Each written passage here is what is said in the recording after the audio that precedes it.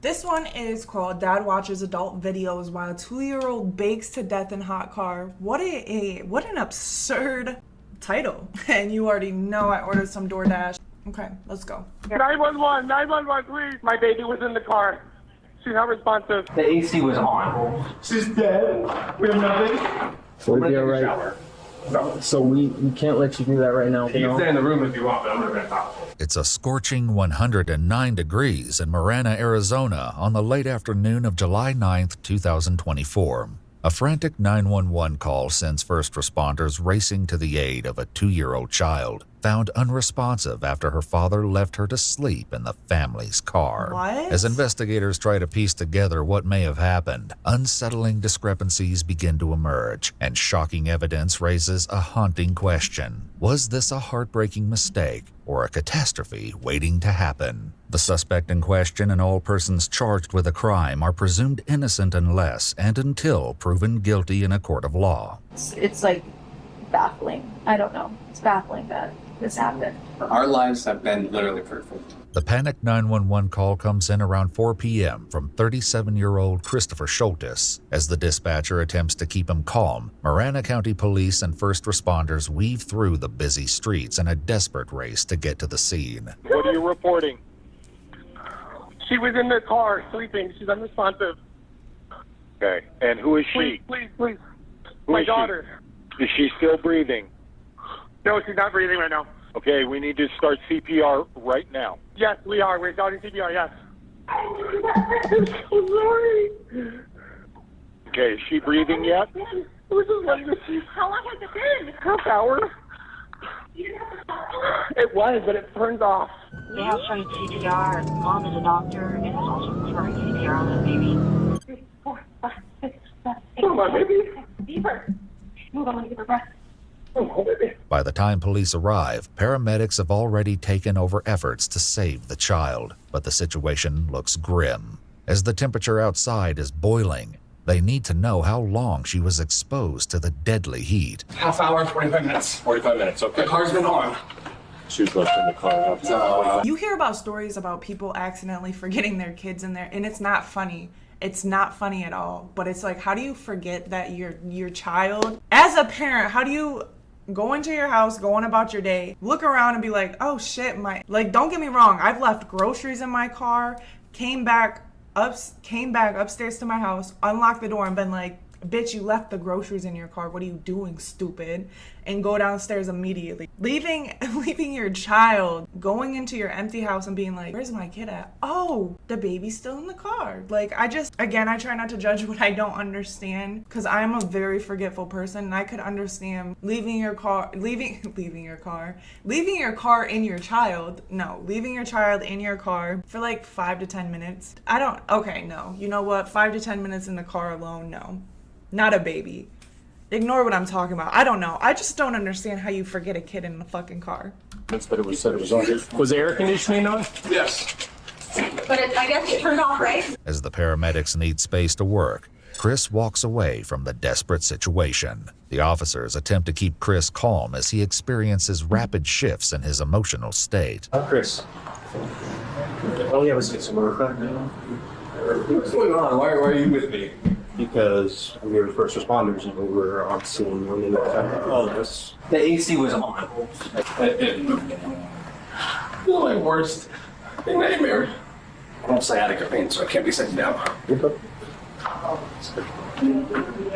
Please, baby, please. Anything.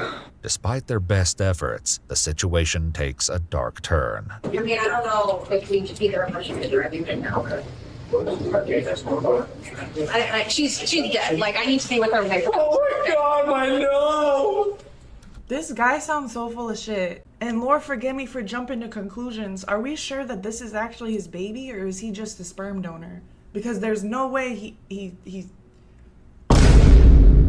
This man is just very zesty is all I'm saying. No. She's dead. We have nothing. Sir, they're doing the best they can right now, okay? Shortly after arriving at the hospital, 2-year-old Parker Schultes was pronounced deceased, a devastating result of intense heat stroke. While waiting with officers inside the house, Chris's demeanor continues to alternate between panicked and eerily calm.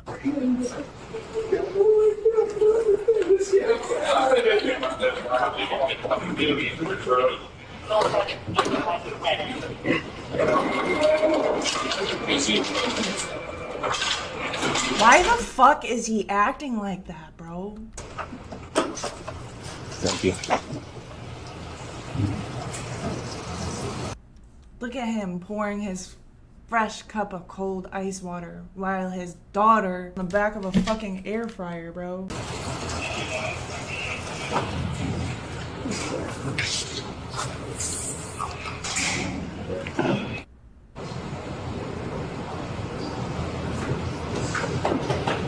I need my fucking vape. He's stressing me the fuck out. I'm still just baffled. How the fuck do you leave?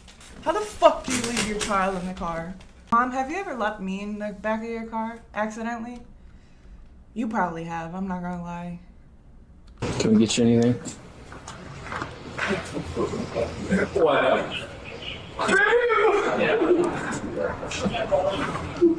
can't believe this. This can't be happening. She wants me to try and get her right to the hospital. Hey, we'll accommodate that for you, all right? We're just gonna need to get a statement from you about what happened, what's been going on. Obviously, I know this isn't easy for you. Joe, bro, not trying to stop again. Mostly doing it for one, copyright claims. Two, the title watches adult videos, so this man goes inside intentionally to fap off, probably watch gay porn. Who is that in the background? Is that another kid? I'm so confused. This man comes inside to faps off, has a fucking probably hour session of spanking the ham. Bro. Okay, it's not easy for anyone around right now. As the officer prepares to get Chris's version of events, a group of investigators outside try to piece together what little information they have from the child's mother. However, a disturbing observation made by one of the paramedics will leave them questioning if there's more to the story than they've been led to believe. Anesthesiologist, so mom was working. Mom arrived, asked where the daughter was. Dad came out here, brought the kid in, looked like that. Mom started working on the kid. At that point, Dad said the kid had been in the car for 45 minutes. AC was running. So this car wasn't running when you guys got? No, the car was not running. Sounds like he was aware because he said he left the baby in the car to sleep and let the car run. No medics were talking about rigor in there already. While Parker's physical state upon the paramedics' arrival raises suspicions with the officers outside, Chris begins to explain his version of what happened. My daughters were at Elevate with my friend next door. They got home about 2:45 or so.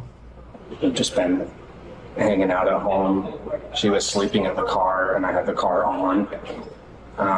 But it has a sensor where every 30 minutes or so it'll turn off if you haven't moved. Okay, they could actually clock that because every car has a, what do you call it? The black box where it sees like how active you were in your car, how fast you were going, da-da-da. It's used as a way for like accidents to see if like they were speeding, if like, I don't know, but they could tell if he turned that shit off or if he left it running.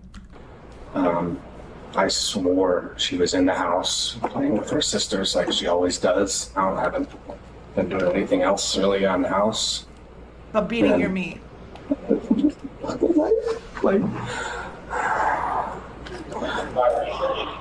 What time? Well, we never do this anywhere, but I'm home, right? Like you're home, you're safe, you're like your kids are home. Right. I'm sorry this is all going on. We always park that car in the garage usually, but I just got a Peloton recently and the Peloton is in the garage now. So that's why it's not even in the garage. But that wouldn't happen. Bro. And how long was she sleeping in the car out there? I want to say it was no more than 30, 45 minutes. The chilling reality is that Parker remained in the driveway for far longer, a darker truth that will soon come to light with devastating implications. Meanwhile, as tensions simmer in the stifling heat outside, 2 officers take refuge in the shade and vent their mounting frustrations over the tragic situation. No summer one. That's it. Frustrates me the most. The AC is on. It doesn't matter. The AC's on and it's hot as fuck. It's 109 degrees. Is that what they say? Why would you? He clearly knows he left his kid in the car. Why are you leaving your kid? I am so confused. No, I'm not missing. Especially the day that he was directly, the back seats directly in the center. Well, it was worse than that. Yeah, it was worse. The whole car was doing fine. You see that one car right here, and when we started making it to the car, along across the hood was piping hot. Now taking a break from questions, Chris makes a startling move that leaves officers stunned. As they attempt to relay the gravity of the situation, his willingness to cooperate takes a sharp turn. Just to let you know, I don't want to feel like we're intruding, but we're gonna have to stand by with you for a while. All right. Is there a reason why?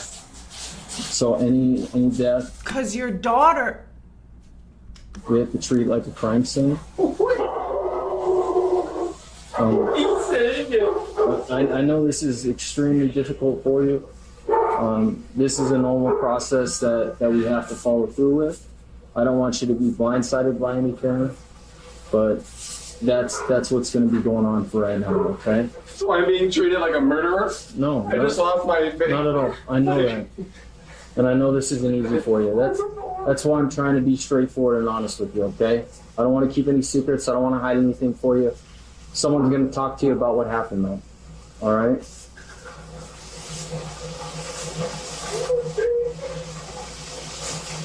We will keep you updated with everything. My whole family, my whole family is going to be ruined. We'll be all right. So we can't let you do that right now. We have to stand by with you.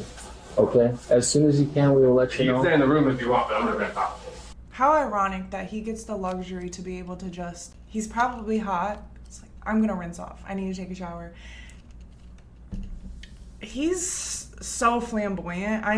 I'm also confused about his relationship, but that's neither here nor there. Like at all. I'm like so confused about everything that's going on. Truly. I know this isn't easy for you, but the quicker we get this done and finish up, the sooner you can be with your wife.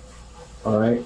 I'm trying to rinse off so I can go to the hospital to be with my wife. We're not going to shower or anything right now. You need to stand by with us. I don't understand why. Okay? Please. I don't understand why. I tried explaining that to you. We just need to stand by with you. I'm standing by. Why can't I take a shower while you stand by? What is... It's not necessary right now. Okay. I'm not going to stand here and watch you shower. After That's probably what he wants. I'm not gonna lie. settling on a change of clothes, Chris is informed that his other 2 children, 2 girls ages 5 and 9, have arrived with their grandmother and are waiting for him outside. As he passes by, a keen-eyed officer spots that Chris is holding something in his hands that detectives will need to collect as evidence. He's got the shirt she was wearing. Are we going to need that? Probably, yes. So we're gonna need to take the dress. Okay? Whoa. Part of this scene, so we have to take her dress. We have to leave it here. Like he said, we're doing the investigation still. So we have to have her dress. We can't let you take her dress. Investigators decide to let Chris go ahead to the hospital, opting to speak to both him and his wife later that evening. The following recorded interviews between them and the detective detail their version of what happened. But as you'll soon discover, shocking discrepancies and jaw-dropping evidence. If you can walk me through the events, starting from obviously this morning and then to eventually you guys reaching out and calling 911. Pretty normal morning. Girls woke up and one of their friends had asked them to go to Elevate with like their mom's friend. Their best friends live next door. Grandma was supposed to come get them. I think she showed up around 10:30 or something, took them to Elevate. As the older daughters left for the trampoline park, Parker was supposedly left alone in Chris's care. He next explains that he went to a doctor's office and took Parker along with him, only to discover that it was closed. So then we just basically turned around and came home. And I looked at the clock and I remember thinking like, oh, I gotta get home because the girls are gonna probably head back soon. So we got home and the girls weren't home yet, but baby was sleeping in the car.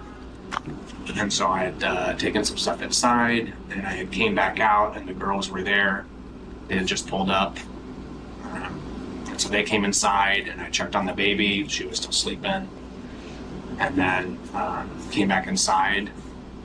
And that's where I just kind of like, I was, I don't know, thinking that she was playing with her sisters. Why would you leave the baby in your car in the first place? And he knowingly did it. I just want to say real quick, why did DoorDash charge me $4 for this baby ass Gatorade bottle? I thought I was gonna at least get the bigger one. And cheap bastards.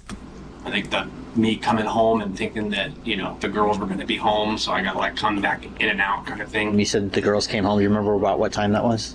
I want to say it was like 2:30. The next door neighbor, whose kids went with Chris's older daughters earlier in the day, has a very different answer for what time the children came home. And you said they got dropped off about what time? Probably 1:30. I'm thinking like 1:15. And then, do you remember what time you left to go to the clinic? I don't think he had like intentions to kill his child.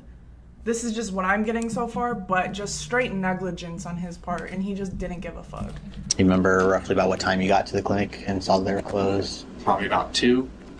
Security footage from nearby businesses and Chris's own neighborhood paint a shockingly different picture, as we'll soon uncover. The discrepancies between his account and what the cameras captured will be impossible for detectives to ignore, especially as an even more startling pattern of behavior begins to surface. So the girls get home about 2:30. You checked. Still sleeping and the car was still on. Okay. I think it's like every 30 minutes or something that like will turn off if you haven't moved the car. I don't know. I think the walk out period for the car is like 20 minutes if I were to guess. Is that something that's happened before that you've noticed with the car? Or? I've noticed the car stopping before just because I was sitting in it one time and not like having the like anything going on and it just turns off, so I know that it does that at some point. Crime scene investigators performed a test to replicate this event on Chris's car, and while the exact time varied between each test, the vehicle turned itself off consistently around the 20-minute mark. 1 hour after the engine shut off, investigators recorded the temperature of the back seat where Parker was left sleeping. It was a sweltering 149 degrees Fahrenheit. And then you go inside. You guys are doing things as normal. Then what's next? Girls were playing in their room on their iPads like they usually do. That's where I thought the baby was. Girl said hi, but the baby didn't come say hi to her, so that's when she was like, where's the baby? I was like, I don't know, I think she's sleeping. And my daughter started looking for her first, and the girl said that she was sleeping in the toy room, but when I got up and went in the toy room, she wasn't in there. And then we were like, And then I was just walking around the house, like checking the rooms and stuff, because I figured she was in one of the other rooms. I went out in the driveway and checked her car.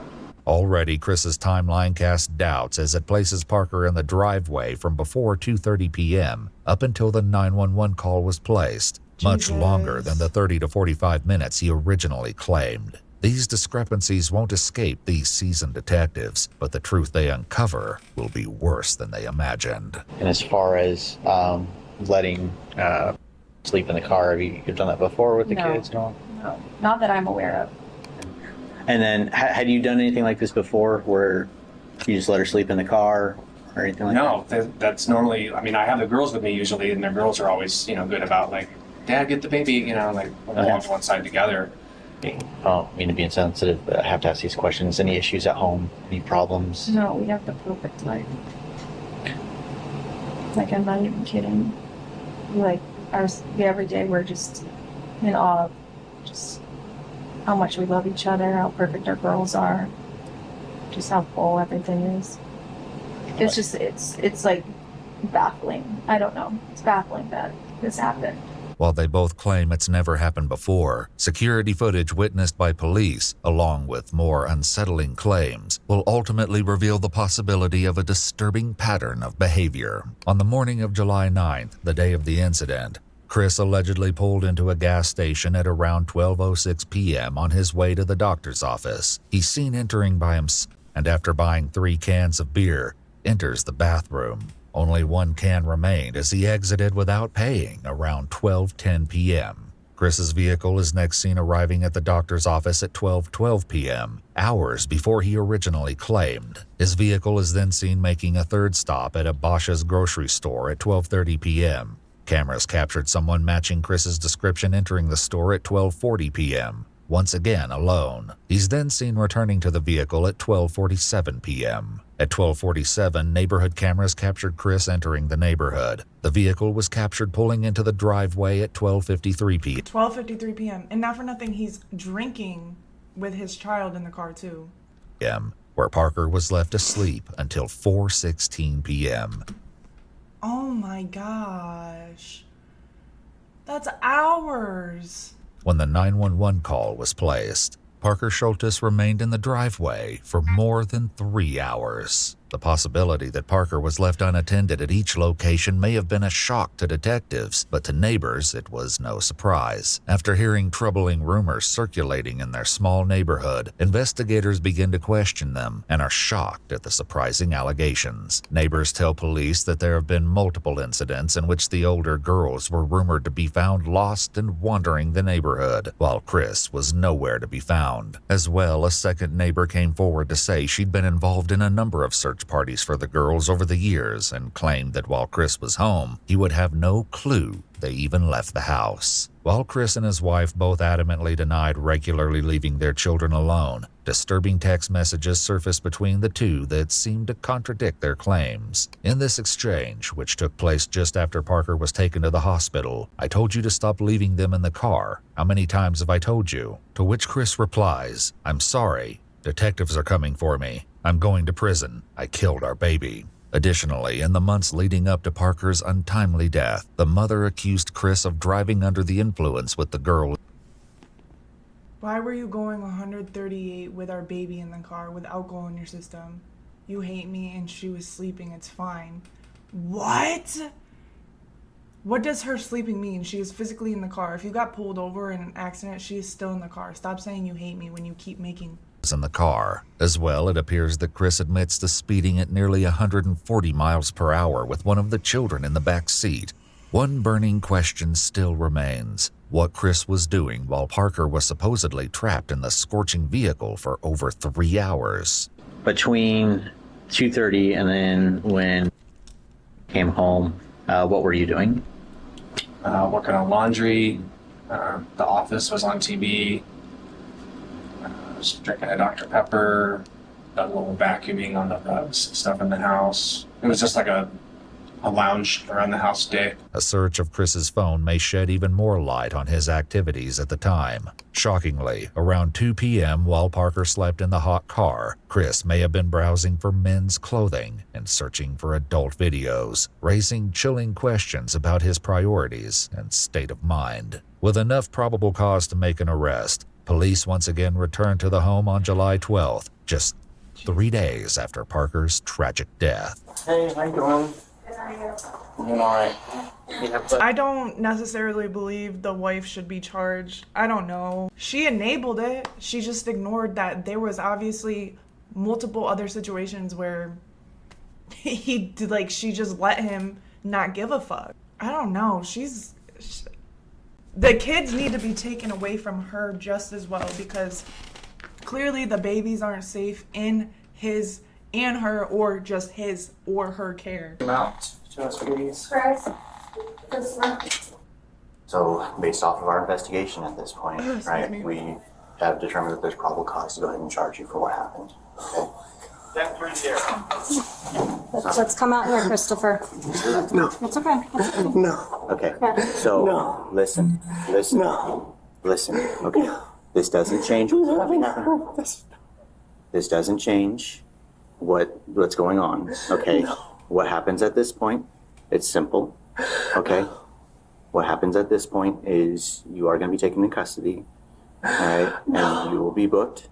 And then after you are booked, you have an initial appearance with the judge within the first 24 hours, okay? After the first 24 hours, right, the judge will determine bond and things like that as far as what happens next. At that point, the case goes to the courts. It'll be between you, it'll be between your attorneys, and it'll be between the county prosecutor, okay? So, again, I can't change the consequences of what happened, all right? But what I'm going to ask of you... Okay.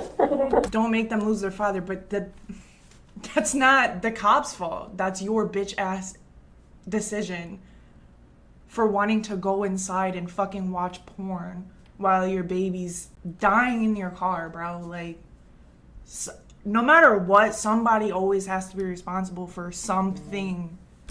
It is your fault, bro. Just own up to it. Here, come on, Chris. Let's go out here.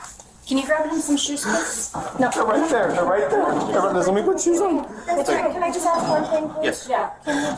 Can you say bye to our kids? Okay. So listen to what I'm saying. I'm not resisting. I know. Just relax. Just I need you to relax, listen. Christopher. I need you to listen. Just relax. We will Just get your relax. Just relax.